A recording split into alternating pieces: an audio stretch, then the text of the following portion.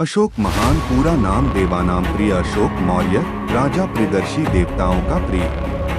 पिता का नाम बिंदुसार, दादा का नाम चंद्रगुप्त मौर्य, माता का नाम सुभद्रांगी, पत्नियों का नाम देवी वेदिस महादेवी, शाक्य कुमारी कारुबाकी, द्वितीय देवी तीवल माता, असंघमित्रा, अग्रम ऋषि, पद्मावती और तिष्यरक्षित।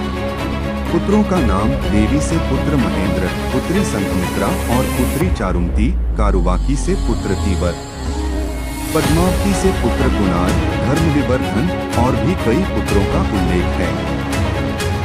धर्म हिंदू और बौद्ध। राजधानी पाटलिपुत्र सम्राट अशोक का नाम संसार के महानतम व्यक्तियों में गिना जाता है। ईरान से लेकर बर्मा तक अशोक का साम्राज्य था। अंत में कलिंग के युद्ध ने अशोक को धर्म की ओर मोड़ दिया। अशोक ने जहां जहां भी अपना साम्राज्य स्थापित किया, वहां अशोक स्तंभ बनवाए। उनके हजारों स्तंभों को मध्यकाल के मुस्लिमों ने ध्वस्त कर दिया। अशोक के समय मौर्य राज्य उत्तर में हिंदुकुश की श्रेणियों से लेकर दक्षिण में गोदावरी नदी के दक्षिण तथा मैसूर कर्नाटक तक तथा पूर्व में बंगाल से पश्चिम में अफगानिस्तान तक पहुंच गया था।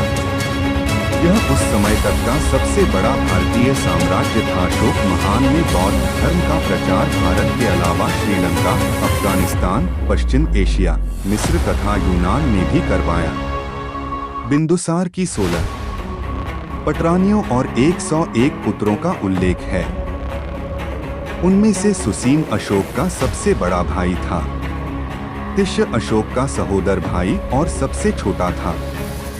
भाइयों के साथ गृह युद्ध के बाद अशोक को राजगद्दी मिली। कलिंग युद्ध में हुए नरसंहार तथा विजित देश की जनता के कष्ट ने अशोक की अंतरात्मा को झकझोर दिया। सबसे अंत में अशोक ने कलिंग वासियों पर आक्रमण किया और उन्हें पूरी तरह कुचलकर रख दिया।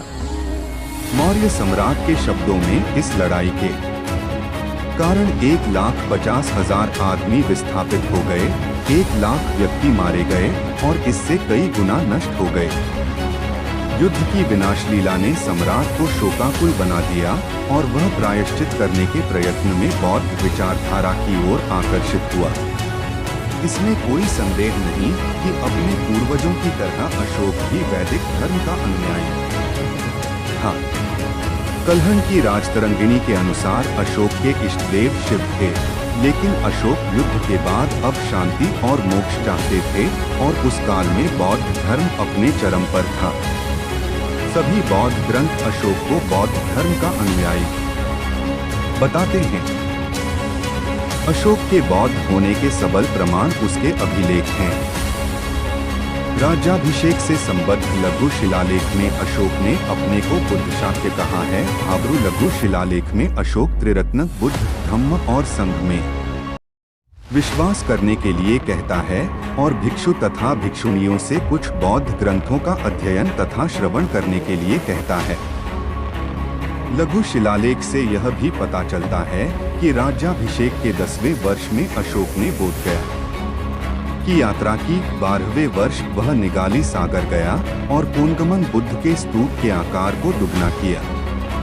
महावंश तथा दीपवंश के अनुसार उसने तृतीय बौद्ध संगीति सभा बुलाई और मोगलिपुत्र तिस की सहायता से संघ में अनुशासन और एकता लाने का सफल प्रयास किया। अगले पन्ने पर जानिए और कितने अशोक हुए। भला अशोक। कल्हण की राजतरंगिणी के अनुसार कश्मीर के राजवंशों की लिस्ट में 48वें राजा का नाम अशोक था, जो कि कनिष्क से 3 पीढ़ी पहले था।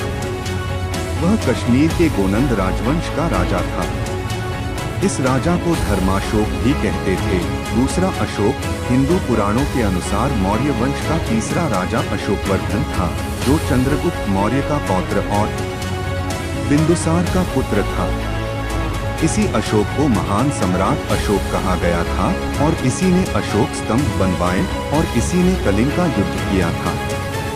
कलिंग के युद्ध के बाद यही अशोक बौद्ध धर्म का अनुयायी बन गया था। तीसरा अशोक गुप्त वंश के दूसरे राजा समुद्रगुप्त का उपनाम अशोकादित्य था।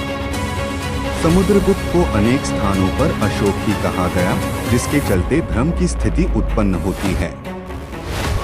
समुद्रगुप्त बड़ा ही साहसी और बुद्धिमान राजा था।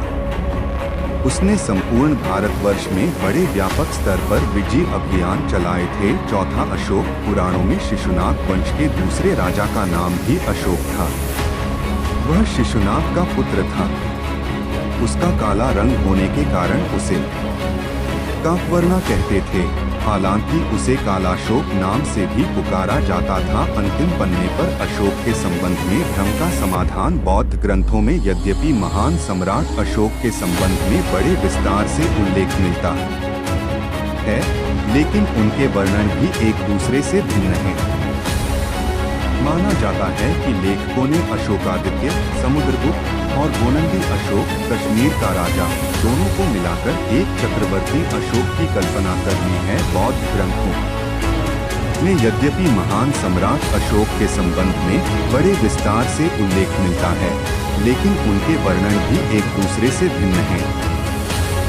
माना जाता है कि लेखकों ने अशोकादित्य, समुद्रगुप्त और गोनंदी अशोक, कश्मीर का राजा, दोनों को मिलाकर एक चक्रवर्ती अशोक की कल्पना कर ली है। इस स्थिति में यह निष्कर्ष निकालना मुश्किल है कि बौद्ध धर्म का प्रचारक देवानामप्रिय अशोक कौन था। सम्राट अशोक को देवानामप्रिय भी कहा जाता था। इसीलिए ज्यादातर विद्वानों ने मान लिया कि सम्राट अशोक का काल 269 से 232 ईस्वी पूर्व गद्दी पर बैठा था, जबकि यह गलत है। अशोक सीरिया के राजा एंटियोकस द्वितीय और कुछ अन्य यवन राजाओं का समसामयिक था, जिनका उल्लेख शिलालेख संख्या 8 फीट में है। इससे विदित होता है कि अशोक ने ईसा पूर्व 3वीं शताब्दी के उत्तरार्ध में राज्य किया, किंतु उसके राज्याभिषेक की सही तारीख का पता नहीं चलता है। अशोक ने 40 वर्ष राज्य किया, इसलिए राज्याभिषेक के समय वह युवक ही रहा होगा। चीनी विवरण के आधार पर अशोक का काल 850 ईसा पूर्व, सीलोनी विवरण के आधार पर 315 ईसा पूर्व और राजतरंगिणी के अनुसार 1260 ईसा पूर्व। पौराणिक कालगणना के अनुसार अशोक के राज्य के लिए निकाले गए 1472 से 1436 ईसा पूर्व के काल में और राजतरंगिणी के आधार पर धर्माशोक के लिए निकले राज्यकाल 1448 से 1400 ईसा पूर्व में कुछ समानता है, जबकि भारत के इतिहास को आधुनिक रूप में लिखने वाले इतिहासकारों द्वारा निकाले गए 265 ईसा पूर्व के काल से कोई समानता नहीं है। उक्त के आधार पर कहा जा सकता है कि वर्तमान इतिहासकारों द्वारा अशोक के संबंध में निर्धारित काल निर्णय बहुत ही उलझा और अपुष्ट है, जबकि भारत पौराणिक आधार पर कालगणना करने वालों और इतिहासकारों के बीच लगभग 1200 वर्ष का अंतर आ जाता है। चंद्रगुप्त मौर्य, अशोक और कनिष्क की जोन्स आदि पाश्चात्य विद्वानों द्वारा निर्धारित तिथियों के संदर्भ में एबी त्यागराज अय्यर की इंडियन आर्किटेक्चर का निम्नलिखित उदाहरण भी ध्यान देने योग्य है। एथेंस में कुछ समय पूर्व एक समाधि मिली थी, उस पर लिखा था कि यहाँ बौद्ध गया के एक श्रवणाचार्य लेटे हुए हैं। एक शाक्य मुनि को उनके यूनानी शिष्य द्वारा ग्रीक देश ले जाया गया था। समाधि में स्थित शाक्य मुनि की मृत्यु 1000 ईसा पूर्व अंकित है। यदि शाक्य साधु को 1000 ईसा पूर्व के आसपास यूनान ले जाया गया था, तो कनिष्क की तिथि कम से कम 1100 ईसा पूर्व और अशोक की 1250 ईसा पूर्व और चंद्रगुप्त मौर्य की 1300 ईसा पूर्व होनी चाहिए, और इस मान से भगवान बुद्ध उनके भी पूर्व हुए थे। यदि यह मान लिया जाए तो संपूर्ण इतिहास ही बदल जाएगा। यूनानी साहित्य का सेड्रोकोटस चंद्रगुप्त मौर्य सेल्यूकस निकेटर का समकालीन था, जिसने 303 ईसा पूर्व में भारत पर आक्रमण किया था। एकदम निराधार और अनर्गल है। The plot in Indian chronology की अंग्रेज काल में नए सिरे से लिखे गए भारतीय इतिहास के कारण ही यह भ्रम की स्थिति उत्पन्न हुई है कि भारतीय इतिहास में ठीक तिथि निर्धारण नहीं है। भारत में अब तक जो भी सरकार सत्ता में रही उसने भी इसकी कभी चिंता नहीं की कि भारत के इतिहास को खोजा जाए। ज्यादातर भारतीय इतिहासकारों ने विदेशी इतिहासकारों का अनुसरण ही किया है। संदर्भ ग्रंथ भारतीय इतिहास का विकृतीकरण Hindu writers forum 129 MIT flex Rajouri Garden New Delhi 11002 7।